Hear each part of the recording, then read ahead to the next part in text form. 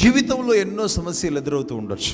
కనీసం ఈ సంవత్సరమైన నా జీవితంలో ఒక అద్భుతం జరుగుతుందని ఎదురు చూస్తున్నావా? నిశ్చయంగా దేవుడు జరిగించబోతున్నాడు.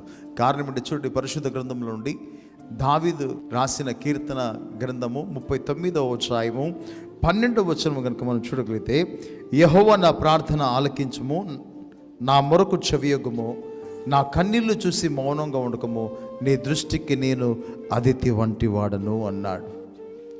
అంటే దావీదు మౌనంగా ఉండి కన్నీళ్లు విడుస్తూ ప్రార్థన చేస్తున్నాడు, దేవుణ్ణి ఆశ్రయిస్తున్నాడు. ఎందుకు ఆశ్రయిస్తున్నాడు అంటే దావీదుని ఎవరు లెక్క చేయలేదు. గొర్రెల మధ్యలో మౌనంగా ఉండి ప్రార్థన చేస్తున్నాడు. చివరికి దావీదు మీద సౌలు దాడి చేసినప్పుడు కూడా ప్రతీకారం తీర్చుకోవాలనే ఆలోచన దావీదుకి లేదు. గృహలోకి వెళ్ళి దాక్కుని ఏం చేశాడు, అక్కడే ఉండి దేవుణ్ణి ఆశ్రయించి మౌనముగా ఉండి దేవుణ్ణి సహాయం కోరి చివరికి ఏ విలువనైతే కోల్పోయాడో అదే విలువను తిరిగి కిరీటముగా దావీదునకు దేవుడు ఇచ్చాడు. కారణం ఏంటంటే మనం మౌనంగా ఉండి ప్రార్థించగలిగితే, మనం దేవుని సన్నిధిలో కన్నీళ్లు విడిచి దేవుని ఆశ్రయించగలిగితే దేవుడు అద్భుతమైన కార్యం చేయబోతున్నాడు.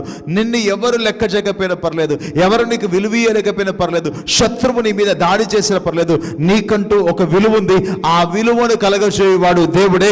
ఆ దేవుడు నిన్ను ఉన్నతమైన స్థితిలో ఉంచి గొప్ప కార్యాలు ఈ సంవత్సరం చేయబోతున్నాడు. మౌనంగా ఉండి ప్రార్థన చేయి, దేవుడు అద్భుతం చేయబోతున్నాడు. May God bless you.